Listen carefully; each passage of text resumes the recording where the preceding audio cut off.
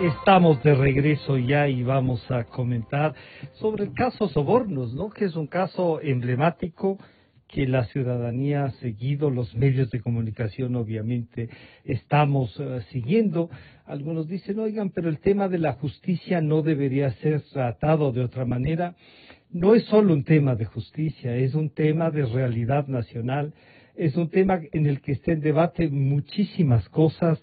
Así es que por eso hemos pedido al señor doctor Alfredo Corral, ex Contralor General del Estado, al doctor Ramiro Román y al doctor Pablo Encalada. En el caso del doctor Encalada, incluso actuando, ¿no?, como abogado litigante por parte de uno de sus clientes. Doctor Corral, buenos días, bienvenido. El avance de este proceso, hay alguna gente que dice hay demasiada presión. ¿Usted cree que hay demasiada presión o lo emblemático del caso es lo que nos tiene en este seguimiento? Bienvenido, buenos días, doctor Corral. Un saludo cordial a los contertulios doctores Encalada y Román y a la numerosa audiencia de Radio Democracia. Hace poco escuché en su radio un programa acerca de la pandemia sanitaria que vive el mundo y los terribles problemas que existen por esa circunstancia. En el Ecuador soportamos no solo una pandemia sanitaria, una pandemia física por el virus, sino también una pandemia de carácter moral. Especialmente desde la década correísta, el país ha sido enterrado en una podredumbre moral de la cual todavía no podemos sacudirnos, no podemos salir de ella. De tal manera que cualquier tipo de presión moral que exista para que se haga justicia, para que se condene a los delincuentes de cuello blanco que roban los recursos del pueblo ecuatoriano, para que trate de recuperarse los inmensos valores económicos que se han llevado, cualquier presión que se ejerce en ese sentido es poca frente a la realidad que vive lamentablemente nuestro país por esta crisis moral que es tan grave como la pandemia física que estamos viviendo.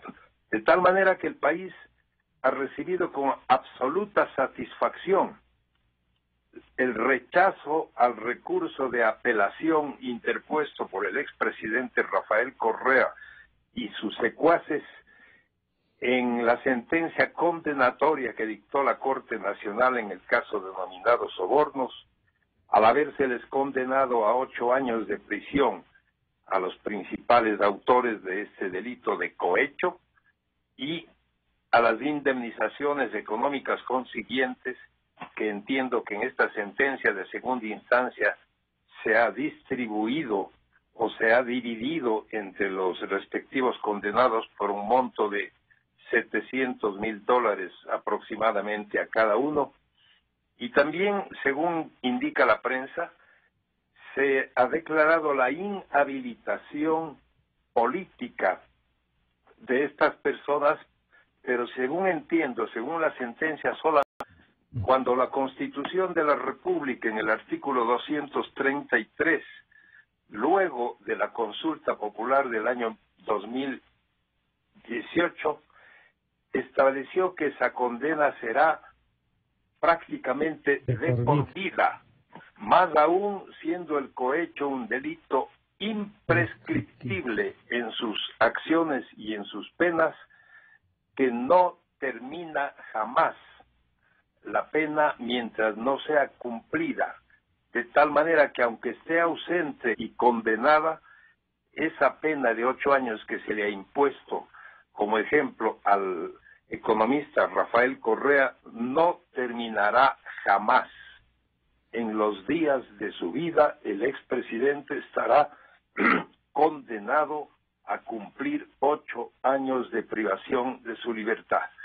Esta es una noticia que tonifica el espíritu, porque quienes hemos desempeñado funciones públicas sabemos que los recursos del Estado son para ser utilizados adecuadamente en bienes y servicios colectivos y no para enriquecerse en forma individual.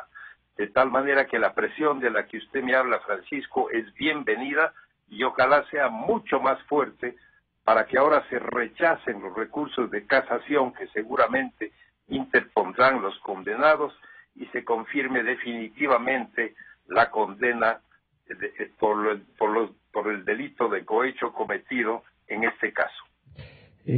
Al saludar también al señor doctor Ramiro Román, le diría entonces, esto que para algunos es una politización, incluso dicen, están llevando y politizando el tema, se tratan en los medios, se discute lo que los jueces dicen, las propuestas que hace la fiscal, los abogados, también una especie de litigan públicamente. Pero claro, lo que dice el señor doctor Corral con su experiencia es, oigan, eso tiene que ser, este es un caso que no es común, no es entre privados, es el Estado ecuatoriano el que había montado una oficina para hacer esto. Doctor Román, bienvenido, buenos días. ¿Cómo observa usted este proceso? Muy buenos días, Francisco. Un saludo al doctor Alfredo Corral, al doctor Pablo Encalada, contertulios, y un saludo a todos los ciudadanos y ciudadanas que nos escuchan en esta prestigiosa emisora. Mire, Francisco, realmente yo creo que primero hay que decir algo que es sumamente importante. El tratamiento de un caso de cohecho, de delitos que son imprescriptibles, que lo dice ya la Constitución, es de carácter público. Por eso no deben realmente estarse preocupando de que todo el mundo habla del tema, que presiona el tema, etcétera. Yo quiero manejar justamente el tema de corrupción. ¿Ya? Cuando tenemos actos de corrupción, eso afecta a la sociedad y la sociedad se expresa, y se expresa públicamente. Los medios de comunicación, entre otros pleitos dentro del Estado, realmente son los que llevan los criterios de la población, de los que caminamos a pie en la calle y que estamos siendo afectados porque justamente se han distribuido para campañas electorales, para muchas cosas, los recursos que es de nosotros, de nuestros impuestos, de nuestro trabajo diario. Entonces yo creo que, y en eso estoy sumamente de acuerdo con el doctor Alfredo Corral, en su experiencia como ex Contralor de la Nación, que dentro de los aspectos realmente que tienen que ver en actos de corrupción, en delitos de corrupción, no solamente la Contraloría, la Fiscalía, sino los jueces. Ahora tengo entendido el doctor Hacho, el doctor Terán, justamente han manifestado los puntos de vista que creen que deben ser sancionados, y tienen que ser sancionados a los autores, a los partícipes o cómplices ya, porque estábamos dentro de un juicio y expresando una sentencia para que justamente en la segunda instancia se ratifique este particular. No comparto el criterio de modificación para el señor Alexis Mera, por ejemplo, que pasa de 25 años a 8, y el caso de Hidalgo, el tema de uno de los contratistas, en el cual se establece complicidad y se sigue hablando desde su abogado de que va a ser la casación, que es inocente, etcétera. Yo creo que eso, en el análisis profundo que podemos seguirlo haciendo, hay que tomar en consideración que la igualdad es para todos. Todos estamos dentro de un macro concreto y siempre el determinador, el cómplice o el autor tiene su intervención dentro de esto. En todo caso, mi punto de vista es de que tiene que ser público. El proceso es público y en ese sentido estamos todos pendientes de lo que... No nos llama la atención ni es politización el tema cuando se hace el tratamiento público. Mira, los casos de corrupción, los casos que se están manejando, si se topa un ex presidente de la República, un ex vicepresidente de la República, ministros de Estado, secretarios jurídicos de la presidencia. Es normal que todos estemos interesados en conocer los resultados de la justicia, porque la justicia tiene que entregar paz, pero haciendo esa justicia que merecemos los ecuatorianos tenerlo. En este caso, por obvias razones, la pena no es mayor para mí, 8 años. No es una pena, pues, realmente significativa para un tema que se maneja a alto nivel de corrupción y de un alto nivel de un grupo de personas que se orientaron para eso. Entonces, yo sí creo realmente que dentro de esto el aspecto público es sumamente importante. Además, yo siempre diré, cuando se afectan los derechos humanos, el derecho a la educación, a la salud, a tener mejores días para vivir, y los dineros del Estado ecuatoriano que tenían que ser distribuidos para basarnos o cumplir las necesidades básicas de los ecuatorianos terminan de otra manera que en otras manos, yo creo que eso tiene que preocuparse totalmente de lo público.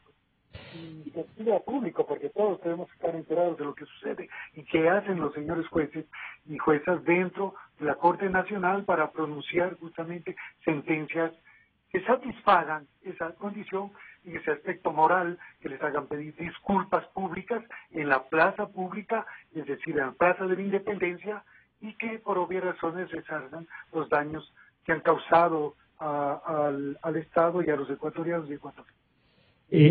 Quiero saludar al doctor Pablo Encalada también, y claro, a él preguntarle, como parte de su ejercicio, él le tocó actuar, está actuando, no sé si sigue actuando todavía en el caso, me parece que sí.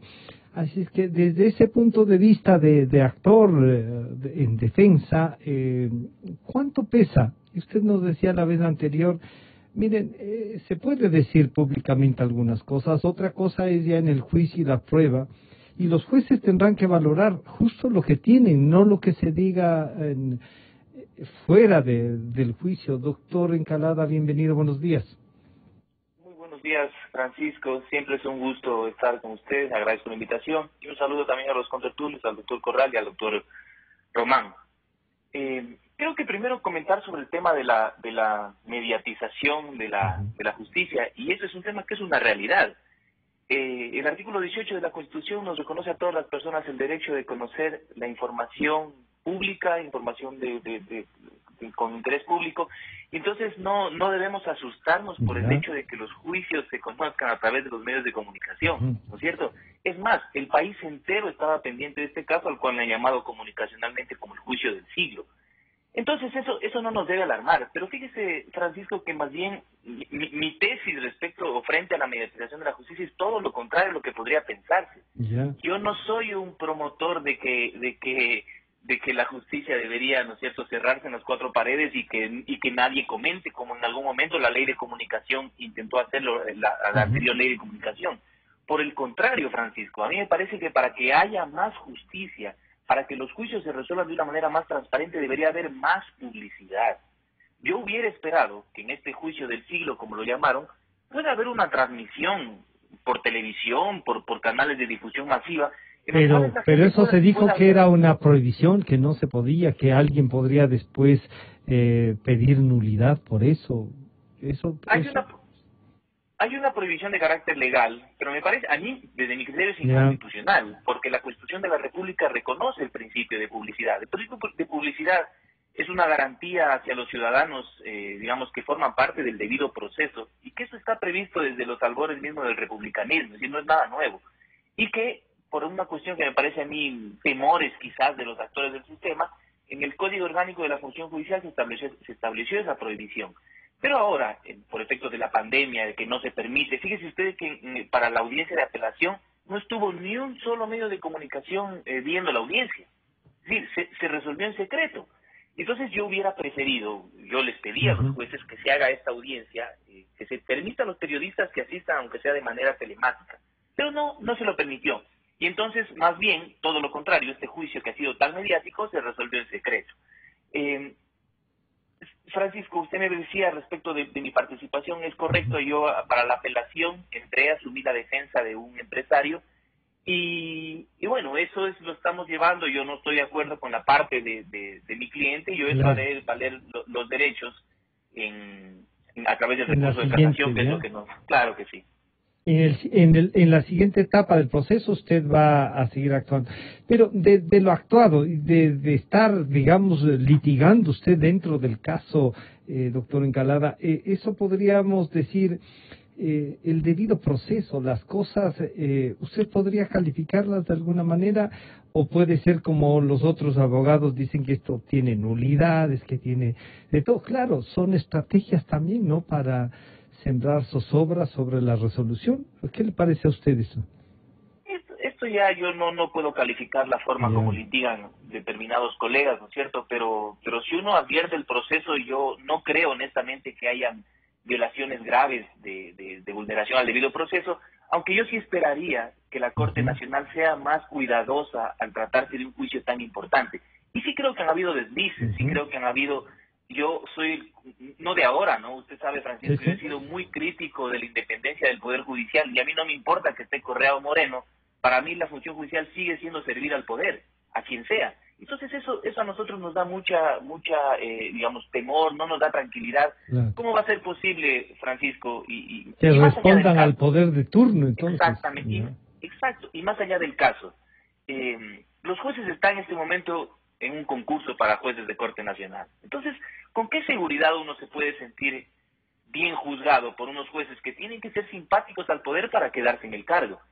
Entonces, estas cosas a uno, insisto, no le generan ninguna tranquilidad, pero tampoco creo que hayan causas graves, ¿no es cierto?, de afectaciones al debido proceso, en este caso, que afecten la validez del mismo y que pueda declararse la nulidad. No lo creo, pero sí creo, ¿no es cierto?, que uno no puede, y me parece claro, está bien que la opinión pública diga así, todos esos corruptos sean sancionados, pero de 20 procesados, ¿no será que alguien por ahí no tiene alguna particularidad, ¿no es cierto? Podría ser esta posibilidad.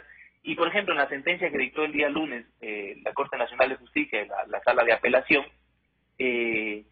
claro, se hacen unas diferencias ligeras, como usted dice, pero se hacen. Pero muy ligeritas, es decir, hay mucha fundamentación respecto de los pesos pesados, ¿no es cierto? Como son Correa y otros, y respecto de los otros es ya casi como que ya vengan, ustedes también suenan por aquí, ¿no es cierto? Y entonces, claro, nosotros haremos valer los derechos en los tribunales. Señor doctor Corral, entonces, uno de los litigantes, como el señor doctor Encalada, dice, oigan, así son los procesos, sí tenemos estas dudas y sobre todo aquello de la calificación. Cuando nos dicen politizar las cosas, y yo suelo decir, doctor Corral, ojalá todo se politice, porque sin política, sin tener una visión, no es posible hacer las cosas. ¿Por qué cuando dicen politizar es como que algo oculto hay, como que hay una cosa oscura, doctor Corral? El término politizar puede ser apreciado en diferentes formas, puede ser una apreciación, una interpretación equivocada, o puede ser una interpretación torcida, cuando se prefiere intereses de carácter político a intereses de carácter público o de interés social. Pero de lo que estamos hablando es que el enjuiciamiento y la sentencia no tiene por qué ser oculta. Son delitos de carácter público los que se han cometido en contra de la administración, en contra de la administración pública. Están de por medio los recursos públicos, los recursos que el pueblo ecuatoriano paga al Estado para recibir los servicios en compensación de ese aporte. Como bien lo dijo el doctor Román, servicios de salud, servicios de educación, servicios relacionados con vivienda, con el bienestar de la población ecuatoriana, y esos recursos son los que han sido mal utilizados en los casos de los delitos contra la administración pública, como son peculado, cohecho, concusión, enriquecimiento ilícito, etcétera. De tal manera que no tenemos por qué tener temor a la opinión pública, que tiene todo el derecho del mundo para estar presente y estar preocupado por el curso que sigan los acontecimientos de esta naturaleza. Es una presión legítima la que ejerce la opinión pública en los jueces que tienen a su cargo esta tarea inmensa, esta tarea muy difícil, complicadísima, de tener que sentenciar a personas que han incurrido en infracciones de índole penal. Y que han ejercido el poder con la fuerza con la que ejercieron. Exacto, y también a la acción de la Fiscalía, una entidad pública que tiene la representación de la sociedad para investigar los hechos delictivos y luego de investigarlos, al descubrirlos y al aportar las pruebas suficientes a los jueces para que sean estos los que adopten la decisión correspondiente. En este caso han habido, si no me equivoco, ya 7 jueces que han intervenido en la Corte Nacional. Si no me equivoco, la primera fue la que hizo el llamamiento a juicio. La doctora Camacho, luego 2 tribunales, ¿no? 2 tribunales conformados por 3 jueces cada uno. El primero, el tribunal de primera instancia, que fue el que dictó la sentencia condenatoria, y luego el tribunal de segunda instancia que resolvió el recurso de apelación interpuesto por los sindicatos, conformado también por 3 jueces. Y ahora seguramente se conformará también un tribunal de casación, igualmente integrado por 3 jueces nacionales de la Corte Nacional de Justicia. De tal manera que van a ser 10 jueces al final los que han juzgado y los que han adoptado la resolución que les impone la ley, que les impone la conciencia cívica, que les impone la moral. No se trata de hacer daño a nadie, todo lo contrario. Se trata de descubrir la verdad para que esa verdad se trasunte en el proceso penal y con las pruebas que existen en el proceso se determine la sentencia respectiva. Obviamente que cada persona tendrá su peculiaridad, su particularidad que tiene que ser analizado por los jueces. Eso nadie lo discute. El derecho de defensa nadie lo discute, es un derecho universal, es un derecho humano, es un derecho constitucional. Pero así como los sindicatos tienen el derecho de defensa, el pueblo ecuatoriano tiene el más legítimo derecho a defender los recursos públicos y consecuentemente a presionar en el buen sentido de la palabra para que se haga justicia, para que los recursos públicos sean devueltos al Estado. Yo he opinado varias veces sobre una reforma que debe implementarse en el Código Integral Penal, en el sentido de que no se extinga la pena privativa de la libertad, aunque se cumpla el tiempo establecido en la condena, mientras no devuelvan los recursos públicos que se robaron del pueblo ecuatoriano. Solo así habrá un combate eficaz en contra de la corrupción. Cierto es que una ley de extinción del derecho de dominio puede ayudar, pero muchos de los que roban los recursos públicos no tienen bienes en el Ecuador, no tienen patrimonio ni mobiliario ni inmobiliario en el Ecuador, sino lo tienen afuera, en el exterior, y solo ellos saben dónde está el dinero mal habido, de tal manera que solo ellos son los que pueden devolver al pueblo. Usted diría, hay que trabajar más bien en obligarles a devolver antes que en ver si tienen algo, como usted ha dicho. Exactamente, porque ciertamente la pena privativa de la libertad es muy importante. La libertad es un derecho humano, es un derecho que nos viene de Dios y es un bien sumamente preciado. Pero al poco tiempo que han sido privados de la libertad salen de la cárcel orondos sin devolver un solo centavo, con los bolsillos llenos, tan llenos como cuando entraron a prisión. Y casi nos pasan, con sus 4x4, casi nos pasan por encima de las veredas y nos miran sobre el hombro, doctor Corral. El poder del dinero, se ríen, se burlan de la opinión pública, se burlan del pueblo ecuatoriano, diciendo ya he cumplido una pena y mis recursos económicos nadie los ha tocado. Y lamentablemente eso es lo que pasa. El dinero con el dinero robado manipulan los destinos del país y pretenden volver a dirigirlo, pretenden volver a ser candidatos a la presidencia de la República y pretenden volver a ejercer la presidencia de la República después de que le enterraron al país en corrupción y que establecieron este estado calamitoso en el que el país se debate no solo por la pandemia sanitaria, por la pandemia física, sino por la pandemia moral. El país está en soletas económica y moralmente como consecuencia de la corrupción galopante, insólita y jamás vista que ha soportado el país en la década correísta. Señor doctor Román, planteado así de duro como el doctor Corral nos ha dicho, hay gente que dirá, bueno, lo que quieren es evitar que participe el expresidente Correa, porque viene, y algunos incluso dicen, como ya viene el cuco, ¿no? Viene a ganarles.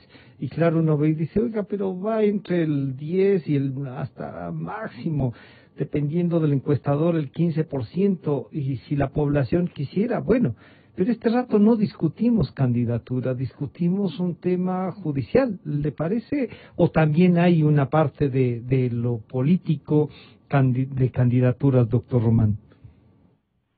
Bueno, desde mi punto de vista, el tema, haciéndolo público y que conozcamos todos, por obvias razones, el vicepresidente, a través de las redes sociales da comentarios. Y, por ejemplo, revisaba, porque pasó varias veces, algún Twitter que decía, me están persiguiendo. ¿Sí? Yo creo que cuando se hace justicia, cuando la Fiscalía ha consolidado su acusación en un juicio ante un tribunal y ha aprobado el delito, el cohecho imprescriptible, yo creo que la sentencia es sumamente clara. Tiene que cumplir la cárcel. Yo creo que si se tiene un poco de decencia, la primera cosa es dar buen ejemplo a los ecuatorianos y ecuatorianas. Si yo he cometido delito, me presento voluntariamente y me entrego para pasar a la cárcel, a cumplir la pena. Yo eso creo que debería hacer el señor Correa, el señor Gracia, bueno, que ya está preso, pero en este momento va a tener condiciones de grabación en ciertos momentos para el cumplimiento de la pena y las personas que han sido sentenciadas. Eso desde un punto de vista. Lo que está importante también es de que no es solamente de que hablemos de que va a ser candidato, no puede ser candidato. Esto es claro, la ley es sumamente clara, las posiciones son definidas en sentencia, por eso se han pasado dilatando tanto el expediente y el proceso. Algún momento que comenzaba en algún tiempo, no recuerdo si ya hace un año, conversaba con el licenciado Gonzalo Rosero, yo le decía, mire, el proceso no puede demorarse tanto. Yo considero que los tiempos tienen que cumplirse, así como tenga que cumplirse también el recurso de casación, y antes que hagan ampliaciones de declaraciones, algún abogado ya dijo que las va a hacer. Pero los tiempos son claros, son 3 días para presentar condiciones adjudicadas por escrito, y desde allí tenemos que coordinar con el 657 porque hacer el trámite de casación, tiene 5 días hábiles contados a partir de la notificación de la sentencia que es establecido por el Consejo de la Judicatura, que es científico, pues que lo hagan después de los 5 días y tendrán el tribunal, dice en el numeral segundo del artículo 657, por ejemplo, el tribunal designado por sorteo dentro del plazo de 3 días convocará audiencia, es decir, ese tipo de gestión, de calificación, etcétera, no tiene mucho tiempo de demora. Y en este sentido, yo creo que un debido proceso, cumpliendo los tiempos, se establece tiene que necesariamente hacerse una nueva audiencia en la que tienen que ir a discutir temas que son netamente de derecho. Aquí ya no vamos a ver cuestiones de ya no es el fondo de la sentencia, sino a lo mejor algunas diferenciaciones. ¿Eso es así, doctor Román? Por supuesto, por el punto de derecho. Si hay algún artículo violado, disposición institucional violada, yo creo que los jueces, ya estamos viendo, hasta ahí serán 10 jueces, van a tener un criterio en Corte Nacional que van a establecer justamente condiciones que tiene que pasar. Cuando se hace justicia, hay paz. La justicia en el Ecuador tiene que darnos paz. La impunidad es la que indigna, ¿no? La impunidad es la que genera reacción. Mire, no podemos a discutir que los jueces ahora, tal vez porque estén en algún latito, deben actuar o no actuar. Cuando hay cosas concretas y pruebas concretas de fiscalía que nos representa a todos los ecuatorianos y ecuatorianas, yo creo que la Fiscalía General ha actuado con suficiencia y tiene que seguir haciéndolo en todos los casos de este tipo, porque eso da un ejemplo a la niñez y a la adolescencia de este país, que tenemos que primero portarnos bien y cuando gobernemos debemos dejar de robar el dinero de los demás. Tenemos que ser diferentes. Ese es un ejemplo que tiene que dar la justicia. Y a base de eso tiene que establecer también los efectos morales. Porque también no solamente es un aspecto de quitarle la libertad o llevarlo a la cárcel al sujeto, sino también que en el efecto moral todas las devoluciones efectivas. Yo comparto totalmente lo que dice el doctor Alfredo Corral. Siempre se había analizado también el efecto de las leyes, que la Asamblea no las ha pasado años, la reserva de dominio no la ha pasado, algo se ha dicho, se comentó en un tiempo, y yo quiero seguir preguntando hasta cuándo van a entregar a la Asamblea la ley de reserva de dominio.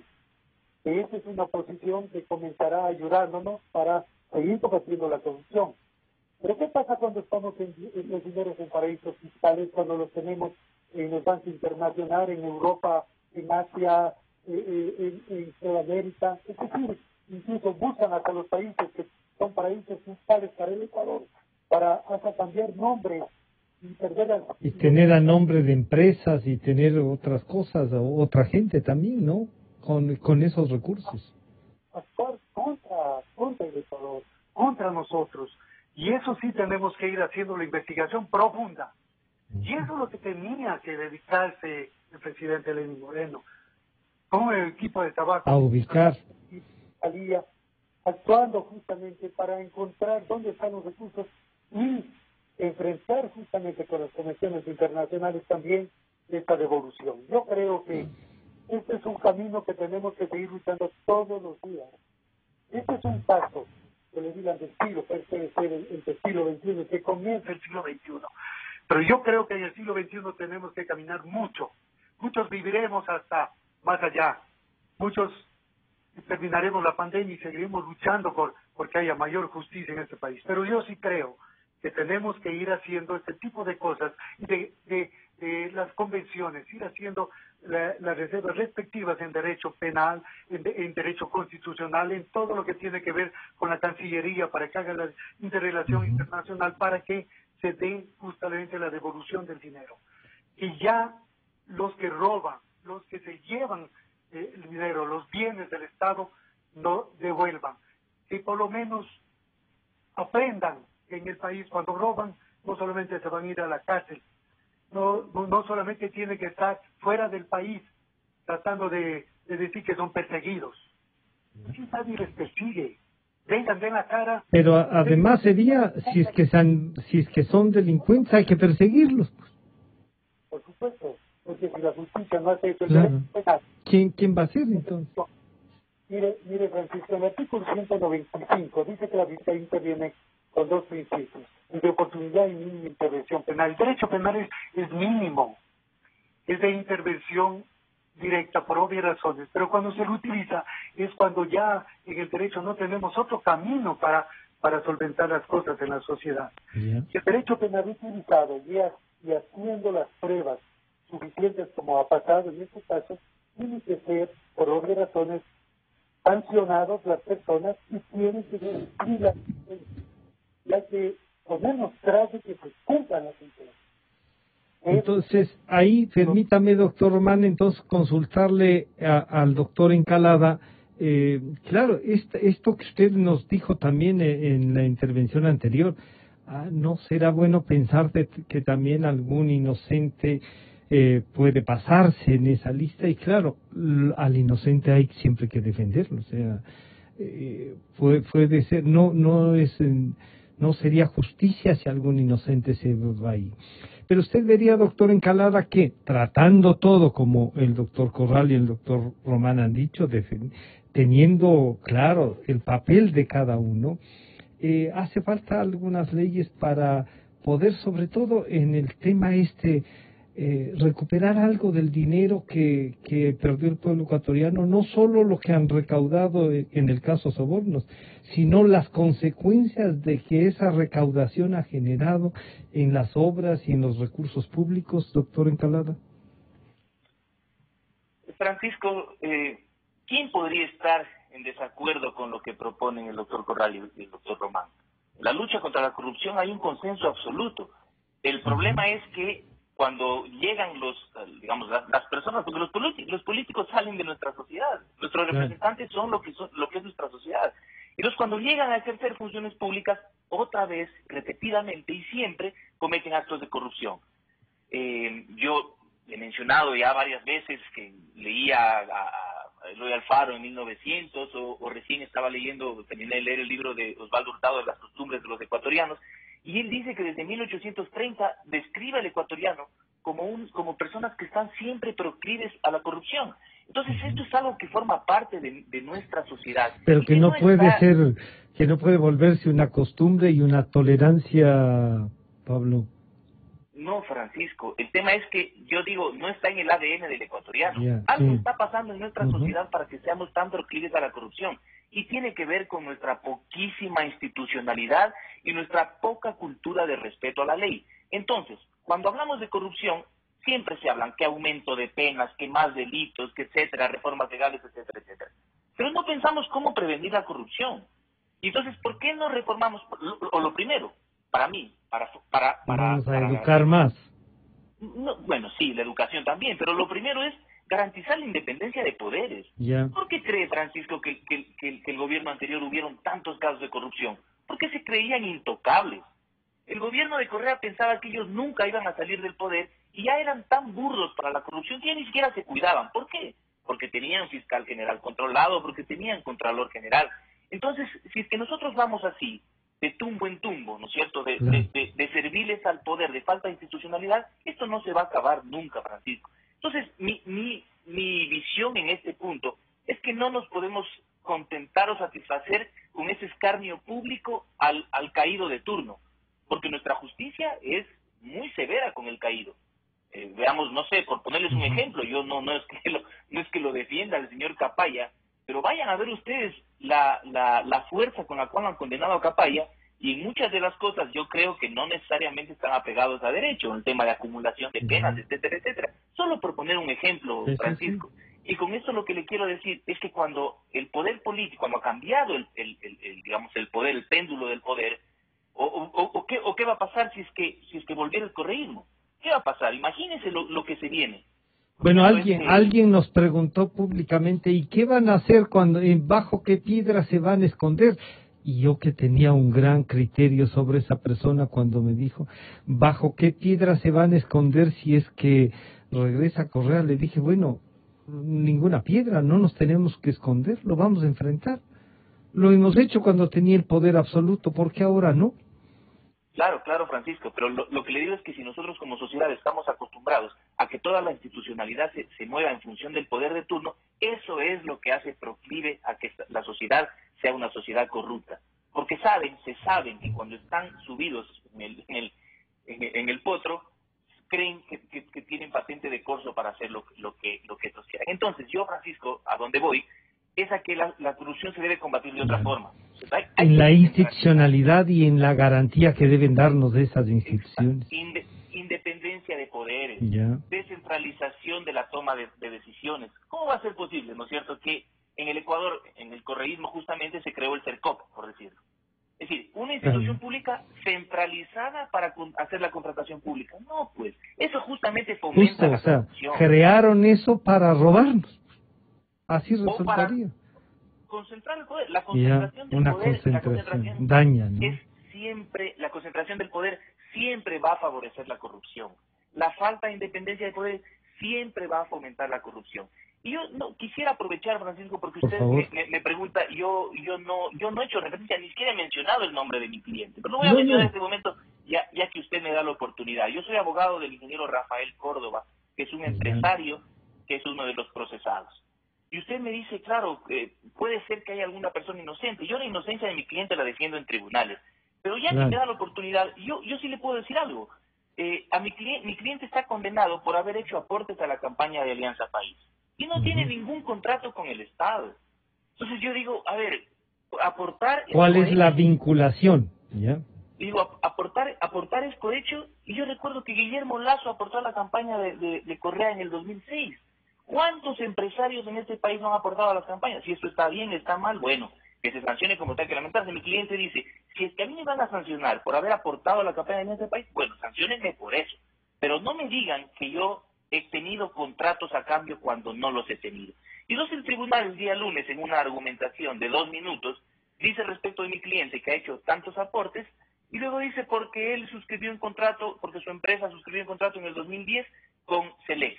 Ninguna de las dos cosas son ciertas. Ni su empresa suscribió un contrato, ni fue con Selec. Entonces, estas cosas a mí, claro, yo soy abogado de libre ejercicio, claro, el doctor Román, y el doctor Román seguramente me va a entender. Es muy duro estar dentro de con el peso que representa estar sentado al lado de Rafael Correa o de Jorge Glass, ¿no es cierto? Porque entonces ya hay esa opinión y yo no la condeno. Yo entiendo que la opinión pública no tenga los elementos suficientes para poder discernir. No es el rol de la opinión pública ese. Lo que sí espero es que los jueces sí se tomen el tiempo suficiente para diferenciar, para analizar cada caso, porque en un Estado democrático, Francisco, lo más importante en un Estado democrático es que ningún inocente sea sancionado. Claro, eso es esencial. Incluso a costa de la impunidad. Lo más importante es que ningún inocente sea sancionado, y en este caso, las personas que se presume que han cometido delitos, ya están ahí, ya los tienen, ¿cierto? Entonces yo sí esperaría que la ciudadanía en general que nos está escuchando en este momento piense por un momento y diga, ¿qué sería de mí? ¿Qué sería si a mí me tocaría enfrentar todo el poder, digamos, la administración de justicia, y por una cuestión o azar de la vida estar sentado al lado de nombres tan pesados como el de Rafael Correa o el de Jorge Glass? Esa es una mochila bastante pesada, como diría, ¿no? Claro. Claro, algunos dirán, bueno, ¿por qué le ha dado plata? Y usted dice, ¿cuántos habrán dado? Tanto que hasta ahora no explican de quiénes nomás recibieron, ¿no? Se ve reportes de recibir para la campaña de grupos irregulares, por ejemplo. Tiene usted razón en eso. Y le voy a pedir entonces al señor doctor Alfredo Corral, excontralor, que en esta última ronda les pido reflexionar entonces el rol del contralor, estas limitaciones que le han dado, y por ejemplo, se quiere vincular el caso del contralor juzgando a los vocales del Consejo Nacional Electoral, diciendo que todo esto es un todo, que no está una cosa por un lado, otra por otro, y entonces se elimina también el partido de Correa. Dice, no era partido de Correa, era un partido que usaron para participar en las elecciones, con alguien que fue ministro de ellos. Entonces, doctor Corral, ¿el Contralor podía hacer lo que hizo? ¿La Contraloría debe tener algún reforzamiento para actuar? Y su experiencia ahí es importantísima, doctor Corral. Gracias, Francisco. A mi juicio, el Contralor está obrando dentro de la Constitución y de la ley. Porque la Constitución establece que la Contraloría es el organismo técnico de control que tiene que velar por el buen uso de los recursos públicos. Y si es que la Contraloría encuentra que esos recursos públicos no han sido utilizados correctamente, como entiendo que será el caso relacionado con los partidos políticos que están inscritos, que reciben dinero público del Estado para el reforzamiento de su organización, etcétera, el Contralor, con plenas facultades legales, a través de una auditoría, entiendo que de un examen especial, ha emitido un informe en el cual llega a la conclusión de que creo que 2 o 3 partidos políticos han sido indebidamente inscritos en el Consejo Electoral, sí. Por no haber cumplido los requisitos establecidos en la ley, etcétera. Y la Contraloría ha establecido la recomendación al Consejo Electoral de que elimine esa inscripción de esos partidos o movimientos políticos. Esa decisión de la Contraloría, de acuerdo con la ley, no es impugnable. La recomendación es de carácter obligatorio.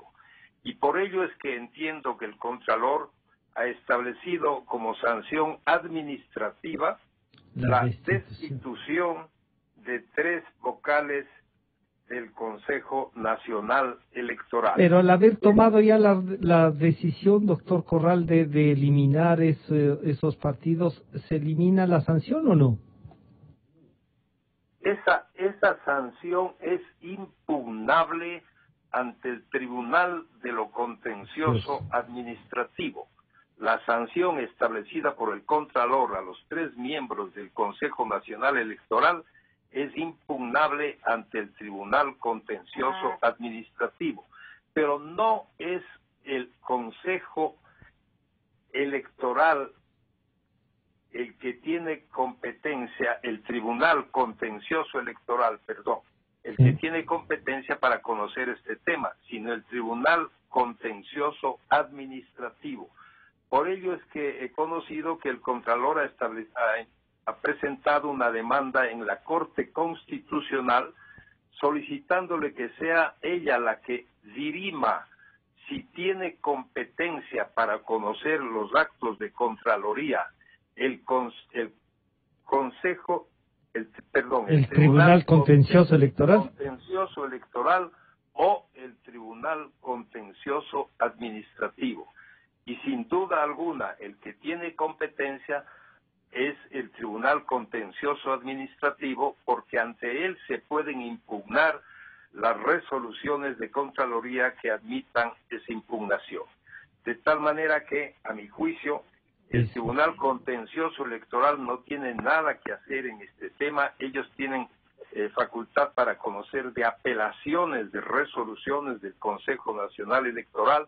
No veo yo que haya ninguna interferencia a los procesos electorales que estén en marcha, porque al fin y al cabo, en caso de que fuesen destituidos los 3 vocales, el tribunal subsiste mediante el reemplazo de quienes les corresponda reemplazarlos, porque ninguna persona es insustituible, la función no puede desaparecer, pero la persona que ejerce la función no hay ningún problema en que sea cambiada si es que es del caso. De tal manera que yo veo que la Contraloría está obrando con apego a la Constitución y a la ley, y tiene razón en haber planteado esa acción de carácter constitucional en la Corte Constitucional para que ésta sea la que dirima la competencia correspondiente.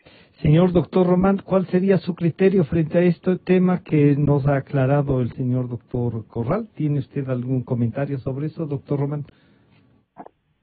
Sí, yo creo que las actuaciones del señor Contralor son atinadas en esa parte.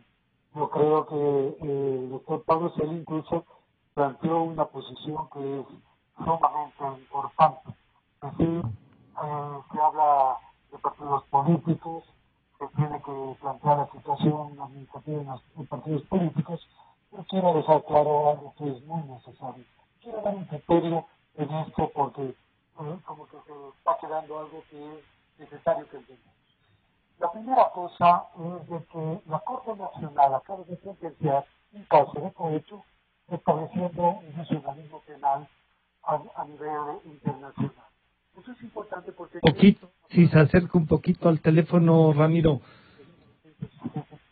Para acá.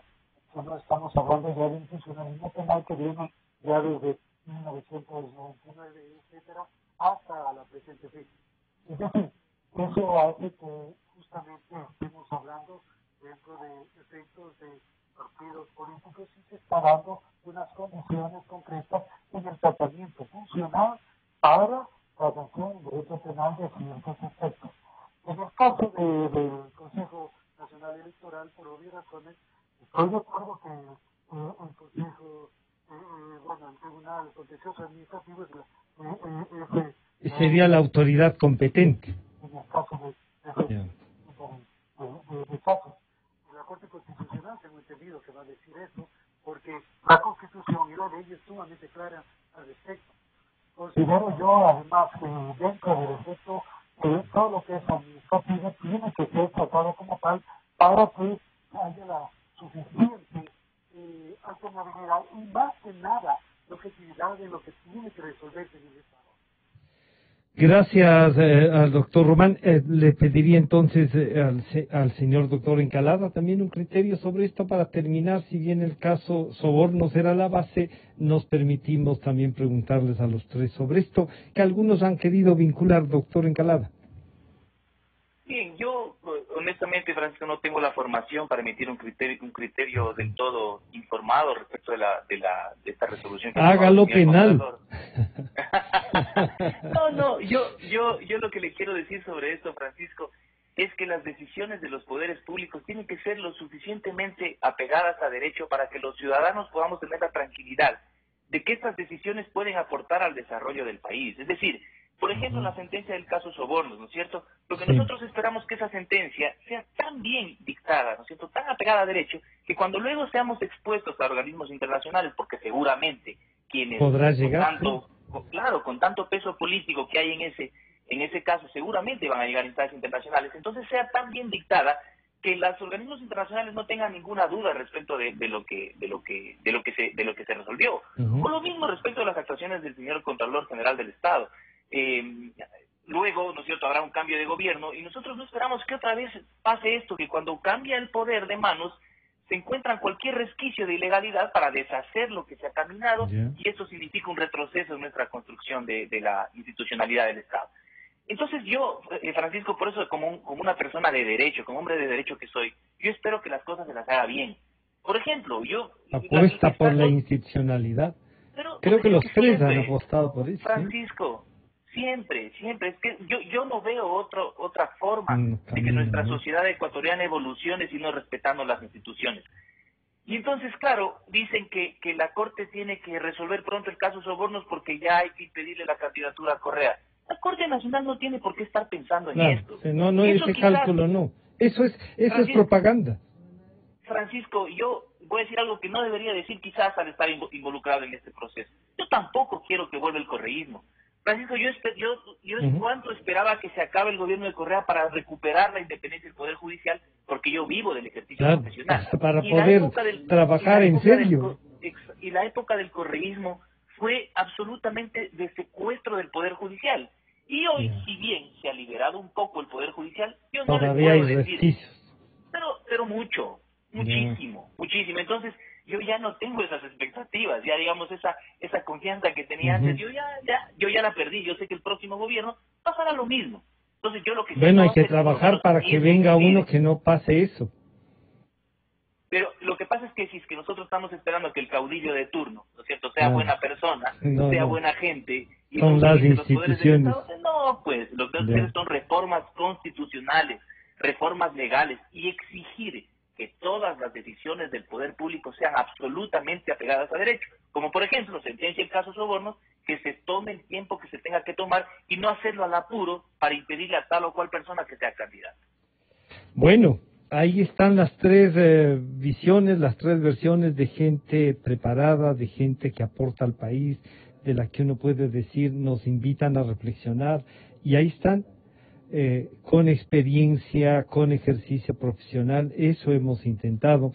Agradecer al señor doctor Alfredo Corral, ex Contralor General del Estado, al señor doctor Pablo Encalada, abogado litigante y catedrático universitario, al doctor Ramiro Román, catedrático universitario, ex ministro de la Corte Nacional de Justicia también. Y enseguida volvemos porque tenemos un tema con el doctor Juan Falconi Puig, que nos ha pedido una réplica. Ya volvemos.